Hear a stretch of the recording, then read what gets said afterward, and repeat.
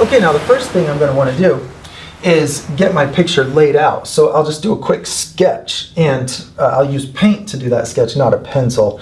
I'll just water this down a lot. So I'm taking my phthalo blue, I'll just put a little dot right here and add water to my brush. I'll be constantly, this towel is down here on the table, and I'll be constantly putting my brush in the water and then just dragging it across my towel to keep it wet but not dripping. I'll put the left side of my wave taller than the right side. And of course what that means is that the right side is further away. So I've got a wave that's going to be drifting in a little bit to the right. So it kind of goes up, down. This will be breaking more in some spots, less than others. Every time you cut a triangle in half, so let's say there's an object here. Well, if I cut this triangle in half, every time you go halfway to the horizon, you are at double the distance that you were here. And that rule of halves and doubles is just that when you go twice the distance, you're at half the size. When you go half the distance, you're at twice the size. If I have kind of a zigzag line like this, because I don't want to make just a geometric perfect wave. As an artist, you kind of like to make things look organic and flowing. So you might choose to not make a perfectly level surface.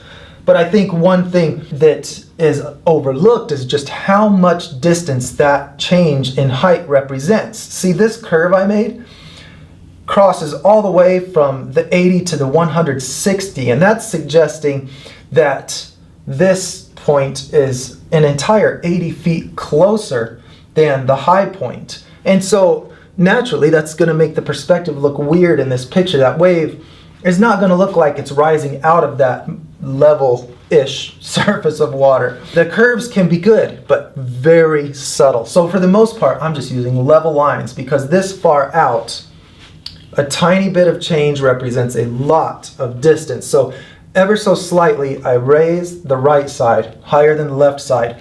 But for the most part, this is a level line at the base of the wave. Now I'll come down here, and my stroke is like a smile shape. My pressure increases at the middle of the stroke. Here's one stroke, just like this. That's the shape that you want to be able to reproduce with every single stroke. That takes a lot of practice, but don't be discouraged, just be diligent. And know that with time, your hand gets very familiar with that motion. My next stroke, I'm going to try to rest right on top of one of the ends of this stroke. So right here, you can see it cutting right across the end of that. I don't want to make an X and crisscross it. The next one I'll put over here. And you can see that that one comes right across this point. It's kind of 80% dry, but there's a little bit of tacky paint on there. Sometimes you can just drag the somewhat dry brush across that, and it'll make the whole picture look softer by blending that little bit of wet surface that's still on there. Anytime I feel like the paint is drying and pulling and leaving texture that I don't want, I just got to stop, wet my brush, and start again. It's just kind of an instinctive reaction as the artist to fight it. When the brush stops doing what you want it to do, you kind of manipulate the brush and turn around. You got to stop. Stop, rinse the brush, start again. White, black, and blue mix at the base of this wave, just like I've been doing. It just has a lot more blue. Now I want to be careful to keep my line. It's okay right now if I don't have a nice smooth blend into all those little waves I've painted. I just want to keep my line so that I don't lose track of where my wave is. I'll keep doing this. See, this brush stroke is down and over. That's what I'm doing primarily. Here I'm just cleaning it out. Here, just wipe it on it down. Down and over, because that's the direction that my curves were. So in order to just keep the look of the wave curling to the right, I'm just putting my brush strokes in the same direction. So I'll take a little bit of this green and start mixing that with the white up at the top of this wave. So I have this nice turquoise color. And this is where I think it really helps to keep the brush strokes in that direction that the wave is curling. I'm keeping the angle of the brush square, down and over I'm not swooping my wrist like this.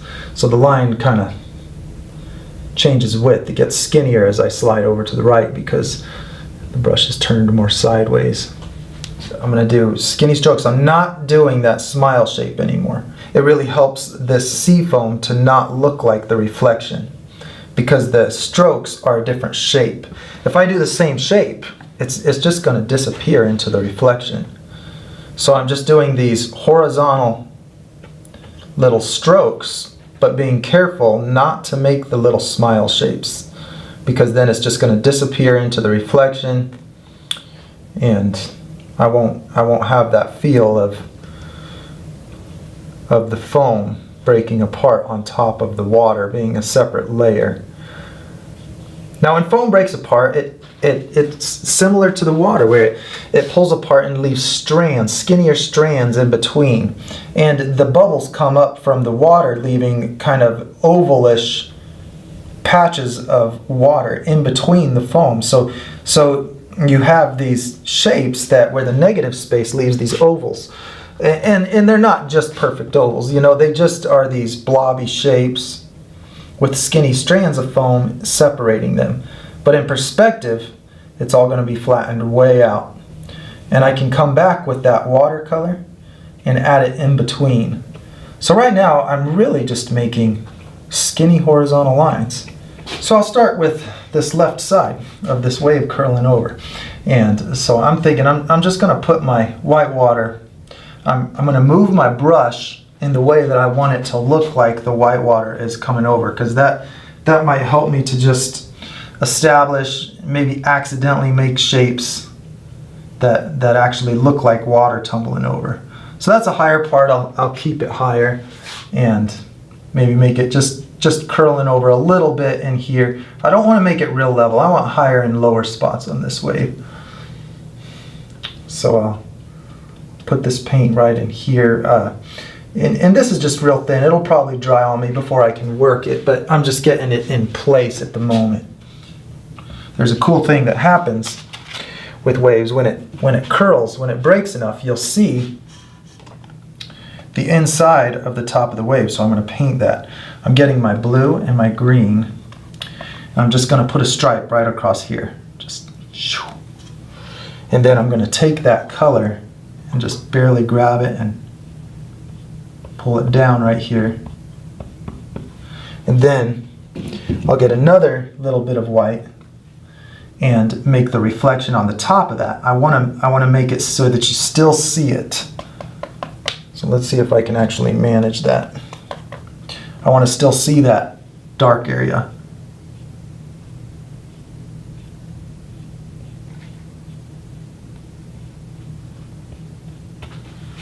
There.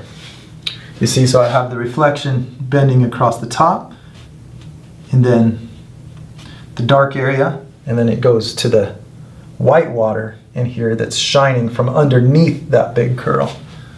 So now I've put the base of the wave tumbling over, and then I'm going to put reflection of that souping out. I just wet my brush again, and I'm just going to put little lines going in the direction that the wave's moving.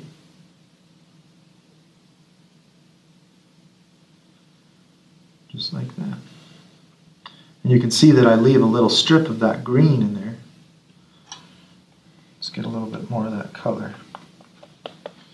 Now that is kind of purpley looking, to be honest. That magenta might have been more extreme than I wanted, so you could go the other way and just use the black.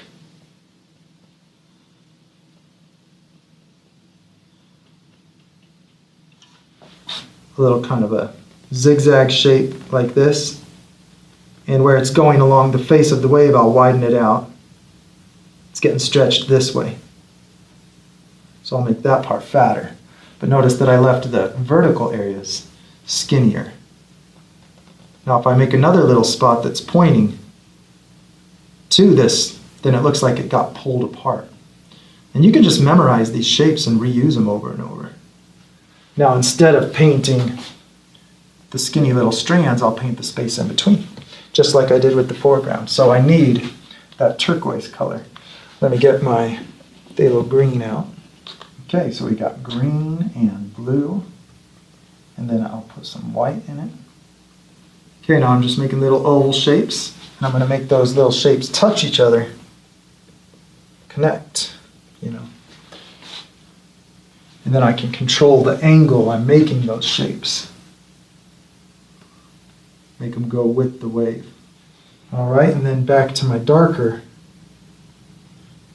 colors as I get further down. So now I've mixed a darker turquoise that I'll put in here. I'm hoping that that color looks a little bit bolder as it dries in. All right, I'm really liking the way that looks. All right, now I got to fix that wave. And I'm going to redo a little bit of the bright white splatters, or just add bright white splatters. Better get that dark turquoise color that I had on there. I'm going to do this wave too. Same technique as before, just putting more of that light color on here. Just add a little bit of bright color in the middle there. Just kind of a final highlight. I keep saying this is the last part. It's fun. It's never finished, is it? I want to make this more exciting in here. Like, it's really splashing. It just kind of looks like, you know, a piece of jelly that's just flopping over to me right now.